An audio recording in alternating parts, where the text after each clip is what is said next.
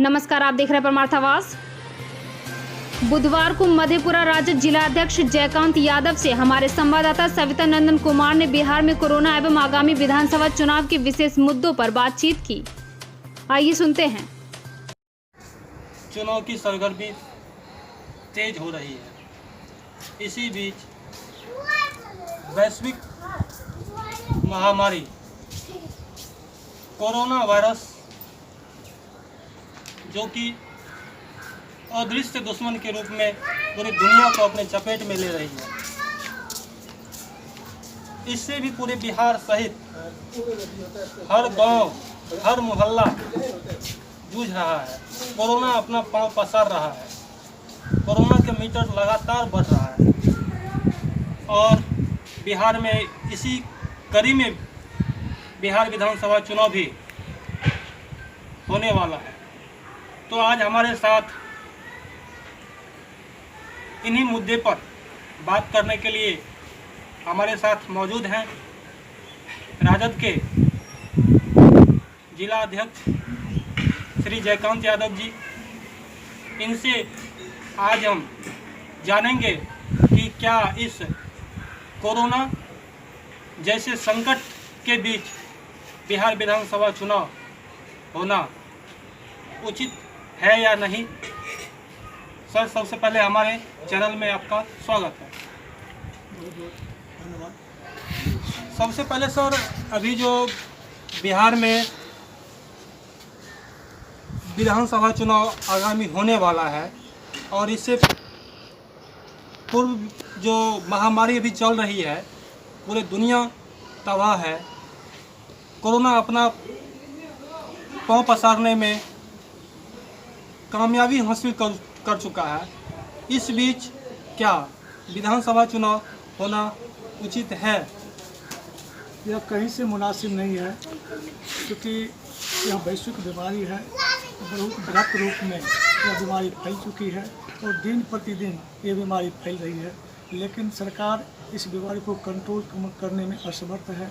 और हमारे विरोधी दल के जो नेता तेजस्वी यादव हैं, बराबर कह रहे हैं कि पहले जान तब जहां। पहले चुनाव की ज़रूरत नहीं है, पहले जान को बचाने की ज़रूरत है। इसलिए वह बार बार कह रहे हैं कि चुनाव नहीं होना चाहिए, पहले बीमारी से हमको निपटना चाहिए। इसलिए सरकार को जान से मतलब नहीं है, इसको चुनाव से मतलब है। इसको सत्ता चाहिए, लोगों की जान नहीं चाहिए। इस हर हाल में हम लोग विरोध करते हैं कि चुनाव इस स्थिति में नहीं होना चाहिए, क्योंकि हमेशा बीमारी बढ़ रही है और लोग परेशान है और सरकार इसको कंट्रोल करने में असमर्थ रही है। हम देखते हैं कि जहाँ भी कहीं अस्पताल में रोगी है, कहीं समुचित उसकी व्यवस्था नहीं है, देख रेख नहीं है, इलाज नहीं है और बीमारी बढ़ रही है। लोगों को फ्री छोड़ दिया गया है, अपने घर में रहिए और जैसे मरिए या बचिए। आप जानिए, इस समय में हमें हर हाल में चुनाव नहीं कराना चाहिए। हमारी नेता भी इसी पक्ष में चुनाव नहीं होना चाहिए, पहले महामारी से हमको निपट लेना चाहिए, तब चुनाव की कोई आगे कार्रवाई होगी। लेकिन सर, माननीय जो प्रतिपक्ष के नेता हैं तेजस्वी यादव जी, उन्होंने चुनाव नहीं होने का बात कही है। लेकिन अभी देखा जा रहा है कि सभी दल, सभी पार्टी अपने अपने जो पार्टी है, सभी वो चुनावी सरगर्मी में तेज़ी ला रहे हैं। चुनावी जो सभा है वो वर्चुअल डिजिटल के माध्यम से कर रहे हैं। क्या राजद भी इसी कड़ी में आगे बढ़ रही है क्या? जी हाँ, हमको लगता है कि यह बीजेपी और जदयू की गठबंधन की सरकार है।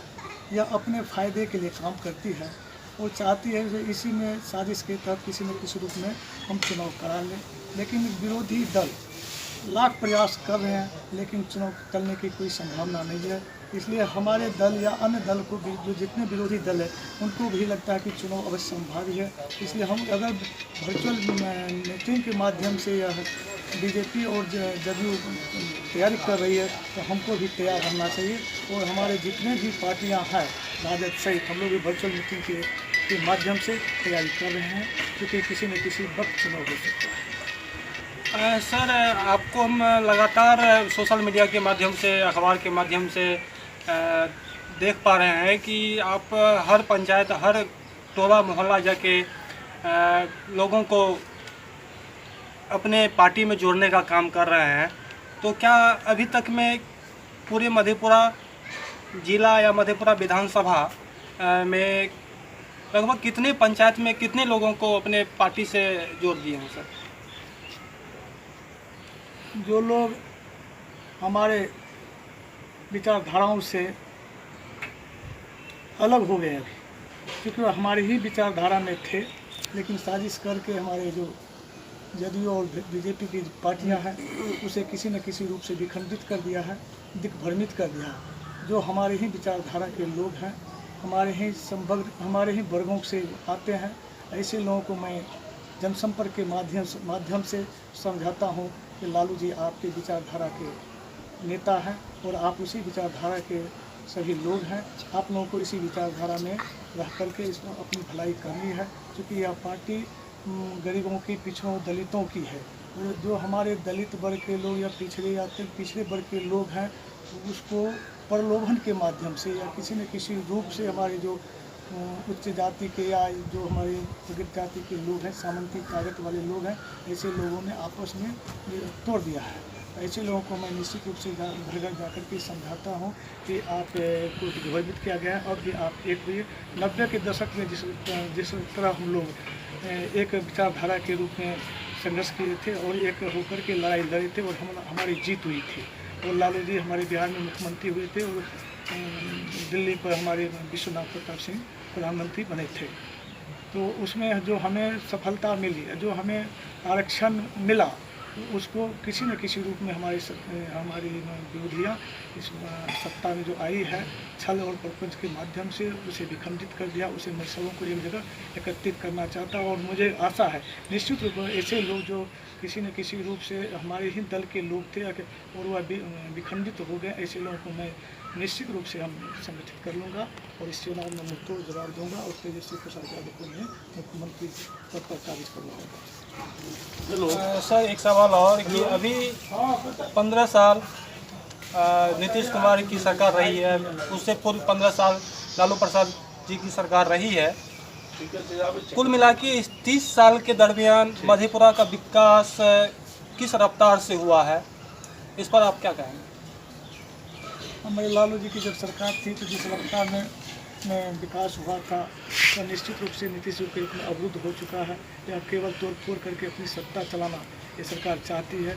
हमारे लालू जी के शासनकाल में कई विश्वविद्यालय, कई अनुमंडल, कई थाने, कई ब्लॉक या खोले गए। इस रूप में छोटी छोटी उद्योग के रूप में फैक्ट्रियाँ भी खोल करके लोगों को रोजगार भी दिया गया था। लेकिन जब हमारी नीतीश सरकार किसी न किसी रूप में लोगों को आश्वासन दे करके आया था, जो हमारी सरकार बनेगी तो हम मजदूरों का पलायन रोकेंगे, शिक्षा, उच्च गुणवत्तापूर्ण शिक्षा देंगे, सुशासन देंगे, लेकिन भ्रष्टाचार मुक्त सरकार देंगे, लेकिन किसी में यह सफल नहीं हुआ। हर चीज़ में बेतहाशा बढ़ोतरी हुई है। इसी जिस तरह शिक्षा चौपट हो गई है, स्वास्थ्य व्यवस्था खत्म है, पलायन तो इस बार पता चला जो 30 लाख मजदूर हमारे बिहार प्रदेश से बाहर काम करते हैं, इसका अंदाज़ा पहले नहीं था, लेकिन इस बार अंदाज़ा आ गया हम लोग को कि 30 लाख लोग हमारे बाहर में काम करते हैं। तो पहले हमको जो लालू जी की सरकार में इतने लोग बाहर काम नहीं जाते थे, लेकिन इस सरकार में पलायन भी काफ़ी तेज़ी में बढ़ा है। हर दृष्टिकोण से जो हमारा शासन था लालू के समय में, उससे कई बद से बदतर हाल में हम जी रहे हैं। लोग परेशान हैं। हम जनसंपर्क अभियान के तहत जहाँ जहाँ भी जाते हैं, सारे लोग परेशान हैं। सारे लोग कहते हैं कि ये सरकार बेकार है, जो उस मंशा से इसको वोट दिया था तो कोई कुछ पूरा नहीं हुआ और सब चीज़ काफ़ी भ्रष्टाचार हो या पलायन हो या जो भी मुद्दा हो, महंगाई हो, काफ़ी सब चीज़ में बढ़ोतरी हुई है। अभी सरकार को उखाड़ फेंकी। तो सरकार को जब उखाड़ फेंकने की बात है, तो इस बार यदि राजद की सरकार बनती है तो इन सही से भ्रष्टाचार हो या और कुछ जो मुद्दा है, इन सभी से बिहार मुक्त होगा। तो हमारे तेजस्वी जी जो नौजवान है वह सत्ता को संभालेंगे। अगर हमारी सरकार बनती है, तेजस्वी यादव हमारे मुख्यमंत्री बनेंगे और उसमें नया एक दृष्टिकोण है उनका जो दृष्टिकोण है निश्चित रूप से जो उन्होंने वक्तव्य के माध्यम से बताता है, लगता है इनके मुख्यमंत्री काल में हमारे बिहार का विकास होगा, नई फैक्ट्रियाँ लगेंगी, लोगों का पलायन रुकेगा, शिक्षा में गुणवत्तापूर्ण शिक्षा होगी। हमको लगता है जो हर दृष्टिकोण से हमारा मुख्यमंत्री जो होगा बहुत सफलपूर्ण होगा, सफलतापूर्ण या निश्चित रूप से हमारे शासन को चलाएंगे। जो नीतीश जी कह रहे हैं, नीतीश जी के अनुपात में जैसे यहाँ पलायन है, तो वो हमारे तेजस्वी जी कहते हैं कि हम पलायन को रोकेंगे, यहाँ लोगों को रोजगार देंगे, यहाँ जो छात्र हमारे बाहर पढ़ने के लिए चले जाते हैं, यहाँ कोई शिक्षा की अच्छी व्यवस्था नहीं, और शिक्षा की व्यवस्था हम करेंगे, छात्र अपने ही राज्य में पढ़ेंगे, या कोई भी ऐसी अन्य चीज़ें हों जो जनता के लिए आवश्यक हो, निश्चित रूप से उसको करने का प्रयास करूँगा। अभी आपने मधेपुरा के राजद अध्यक्ष श्री जयकांत बाबू के साथ देख रहे थे खास बातचीत। इसी तरह हमारे साथ बन रही है। धन्यवाद।